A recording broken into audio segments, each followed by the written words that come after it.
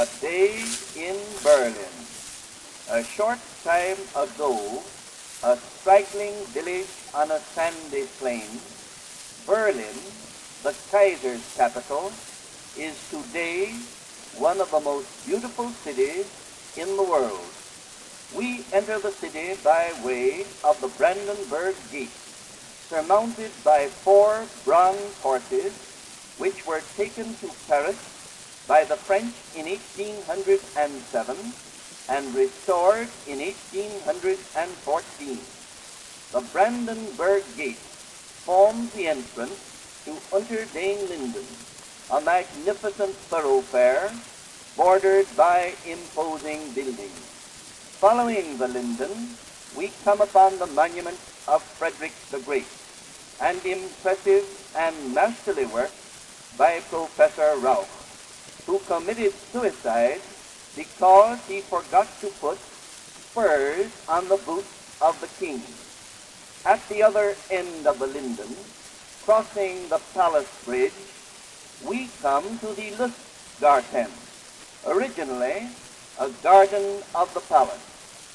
The royal palace rises on one side, on the other the new cathedral, and opposite is the old museum.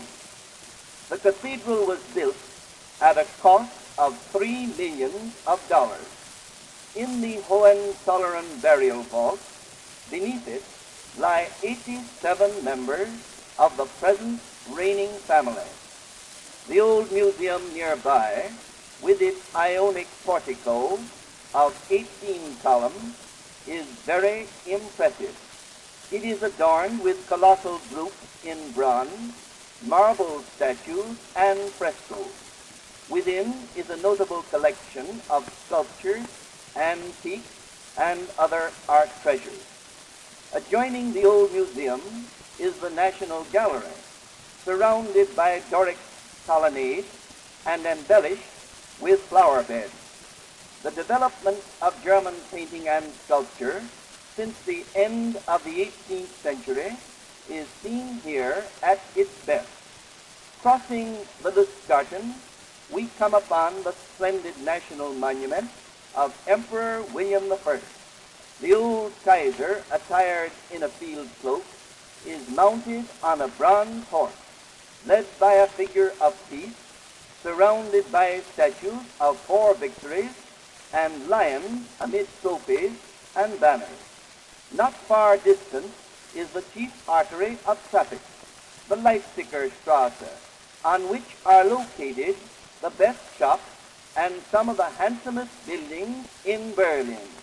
And here we will rest for just a moment before concluding our visit.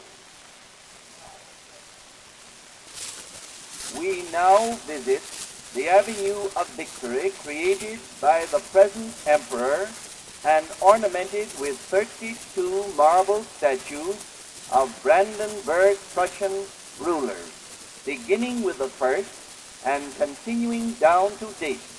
The Avenue of Victory leads us to the Tiergarten, a large and attractive park with miles of beautiful drives in the heart of the city. In this vicinity rises the Column of Victory, one of the most imposing monuments of its kind. In its fluting, there are 3 rows of captured Danish, Austrian, and French cannons. Nearby is the Reichstagsgebäude, or the Hall of the Imperial Diet, which was built at a cost of $6 million. The Diet Chamber has seats for 397 deputies and corresponds with the National House of Congress in Washington. Rising in front of the Reichstag is a memorial to the Iron Chancellor Bismarck, a fitting tribute to a great man. We now visit the Zoological Garden, where is located a large and important collection of rare animals. Charlottenburg, with its mausoleum, is next visited, where are buried Queen Louise, her husband, Frederick William III, Emperor William I, and Empress Augusta. In the environs of the city is Potsdam, where the summer palace of the Kaiser is situated. It is a handsome marble edifice surrounded by a beautifully wooded park. Here also is located the palace of Sanssouci, at one time occupied by Frederick the Great, who for several years shared his home with Voltaire. The life of Frederick the Great recalls the story of the obstinate miller who refused to sell his mill to the king, and it still stands as an interesting reminder of that time. Nothing in Potsdam leaves a more lasting impression than the Chinese astronomical instruments brought to Germany from China after the Boxer Rebellion, which were later generously presented to the Kaiser. These views of Berlin, a city of architectural beauty and splendor, are intended only as a prelude to a later and more minute description of its art and life. Additional travel records covering the principal cities in Europe may be obtained from the Travel Record Department of the Hamburg American Line, 45 Broadway, New York City.